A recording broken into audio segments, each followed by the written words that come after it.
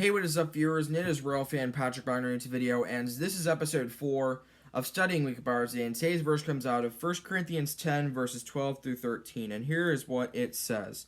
It reads, "So if you think you are standing firm, be careful that you don't fall. No temptation has overtaken you except what is common to mankind, and God is faithful. He will not let you be tempted beyond what you can hear, but when you are tempted, He will also provide a way out so that you can endure it." And Romans 8:28 is, "And we know that in all things God works for the good of those who trust in Him, who have been called according to His purpose." And that's that verse means. So without further, let's get into it. And we're going to continue looking at studying. And so that's what we're going to get into. What we're going to look at today is we're just going to be looking at some verses. We're going to look at some verses about studying the Bible this morning. I don't want to take too long because I just had a Google Meet with a teacher, and I gotta get ready for school. But we're gonna read from the King James Version.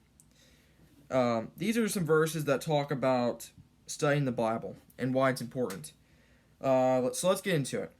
2 Timothy 3:16 through 17 says, "All Scripture is given by inspiration of God, and is profitable for doctrine, for reproof, for correction, for instruction in righteousness." That's a little bit of it. In 2 Timothy 3, verse 14 through 17, here's what it says. "But continue thou in the things which thou hast learned, and hast been assured of knowing of whom thou have learned." That's a little bit of that. Psalm 119, verse 11 says, "Thy word have I hid in my heart, that I may not sin against thee." Psalm 119, verse 105 says, "Thy word is a lamp unto my feet, and a light unto my path." In Proverbs 3, verses 1 through 2, here's what it says. Here's a little bit of it. It reads, "My son, forget not my law, but let thine heart keep my commandments." 2 Timothy 2:15 says, "Study to shew thyself approved unto God, a workman that needeth not to be ashamed, rightly dividing the word of truth." 1 Peter 3:15 says, "But sanctify the Lord in your heart, and be ready always to give an answer to every man that asketh you a reason of the hope that is in you, with meekness and fear." Deuteronomy 11, verse 18 through 23, here's a little bit. It reads, "Therefore shall ye lay up these my words in your heart and in your soul, and bind them for a sign upon your hands, that they may be as frontlets between your eyes." Psalm 119, verse 18 reads, "Open thou mine eyes, that I may behold wondrous things out of thy law." Psalm 119, verse 9 says, "Wherewithal shall a young man cleanse his way, by taking heed according to thy word." Romans 12, verse 2 says, "And be not conformed to this world, but be ye transformed by the renewing of your minds, that ye may prove that what is that good, and acceptable, and perfect will of God."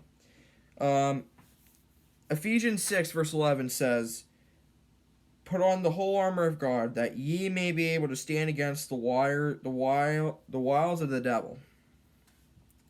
And I'm just going to read you these last three. Acts 8:30 says, "And Philip ran thither to him, and heard him read the prophet," I don't know who that is, "and said, Understandest thou what thou readest?" James 1:22 says, But be ye doers of the word, and not hearers only, deceiving your own selves." And finally, John 8:32 says, "And ye shall know the truth, and the truth shall make you free." And so that's going to do it for this video.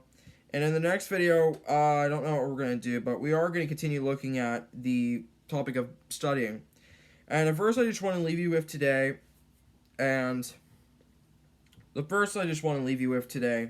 here it is. This is from Matthew 5:10. It reads, "Blessed are those who are persecuted because of righteousness, for theirs is the kingdom of heaven." And that's going to do it for today's video. Thanks for watching. Till next time we meet again, viewers, in every way, God's way is always the best way.